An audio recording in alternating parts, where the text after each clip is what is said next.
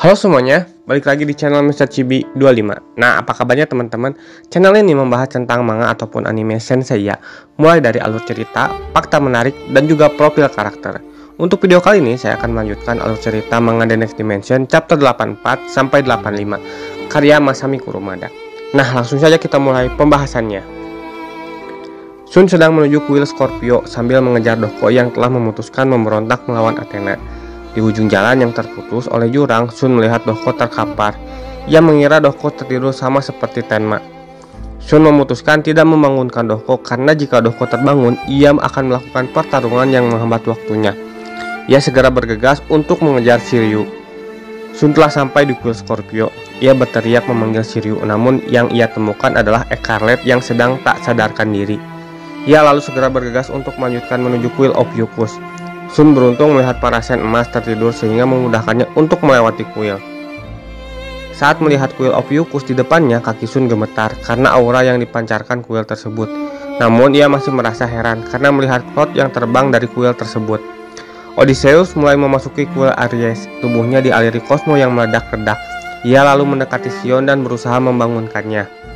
Beberapa tahun yang lalu sebelum para sen emas menggunakan cloudnya dan masih menjadi calon sen, Odysseus sedang mencari Sion dan Doko karena khawatir tempat yang digunakan untuk latihan sangat berbahaya. Setelah mencari beberapa jam, akhirnya Odysseus menemukan Doko dan Sion. Dengan keadaan cemas, Odysseus mendekati mereka dan memeriksa kondisi Doko dan Sion. Sion menangis karena Doko tak sadarkan diri akibat terlalu banyak menghirup gas dari Gunung Merapi. Odysseus telah mengingatkan mereka untuk tidak berlatih di dalam Gunung Merapi karena terlalu dini bagi mereka. Ditambah tempat yang digunakan berlatih, Sion dan Doko sering mengeluarkan gas beracun dan juga sering mengeluarkan ledakan lahar yang tidak terprediksi sehingga bisa mengancam nyawa untuk sen yang masih berlatih. Odysseus menyuruh Sion untuk bergegas pergi dan ia akan membawa Doko. Tiba-tiba Gunung Merapi meletus, mengeluarkan lahar dan bebatuan. Odysseus menyuruh Sion untuk bergegas, namun sayangnya kakinya terkilir dan sulit untuk menggerakkannya. Odysseus lalu menyuruh Sion naik ke punggungnya dan memegang pundaknya erat-erat. Karena jika lahar sampai ke tempatnya, maka mereka bertiga bisa saja mati di sana. Lahar sedikit demi sedikit menutupi jalan. Odysseus tidak ingin Sion dan Doko mati. Ternyata para sen muda lainnya datang untuk membantu. Ia harus bergegas karena lahar dan bebatuan semakin meledak-ledak. Odysseus lalu melempar Sion dan Doko untuk diselamatkan. Mereka berdua berhasil diselamatkan oleh sen muda lainnya. Akan tetapi Odysseus terjebak dan tertelan oleh lahar. Setelah kondisi gunung kembali normal, para sen muda menyelamatkan Odysseus. Ia hampir hangus di lahap lahar.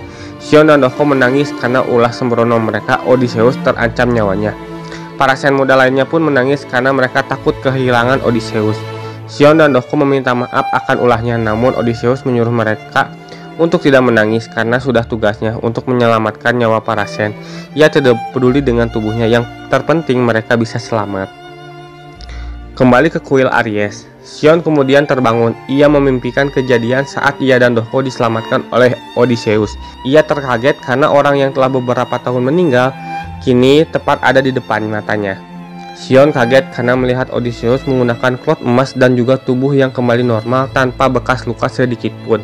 Karena yang Sion tahu, setelah seluruh tubuhnya terbakar karena menyelamatkan Doko dan Sion saat masih muda, Odysseus selalu menyembunyikan dirinya dengan menggunakan jubah.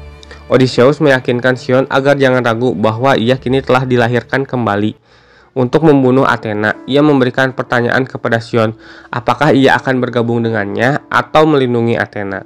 Sion lalu bangkit dan dengan mantap menjawab sambil melakukan serangan Crystal Wall bahwa yang ia pilih adalah Athena. Sion mungkin berhutang budi kepada Odysseus, akan tetapi ia masih seorang sen Athena, dan ketika Odysseus masuk ke kuilnya, ia tidak akan mudah untuk lewat. Mendengar jawaban Sion, Odysseus sangat puas karena itu menunjukkan bahwa ia tidak salah mempertaruhkan hidupnya untuk menyelamatkan Sion.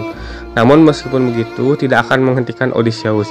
Ia dengan mudah menghancurkan Crystal Wall. Odysseus selalu bertanya sekali lagi, maukah Sion bergabung dengannya atau melindungi Athena? Sion tetap teguh pada pendiriannya bahwa ia seorang sen Athena yang bertugas untuk melindungi Athena, bahkan jika tubuhnya harus hancur sekalipun.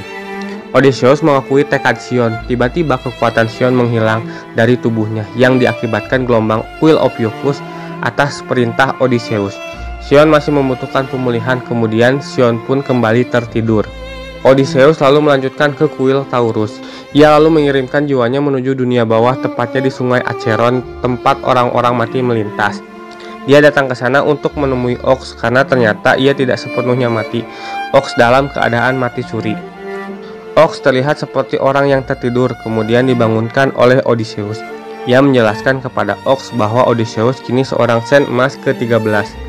Untuk mempermudah urusannya, Odysseus lalu memberikan emas yang cukup banyak kepada salah satu spekter yang bertugas di sana. Odysseus lalu bergegas mengajak jiwa Ox untuk kembali ke sanktuari bersamanya. Nah, itulah untuk pembahasan kali ini. Terima kasih telah menonton. Jangan lupa like, komen, dan share.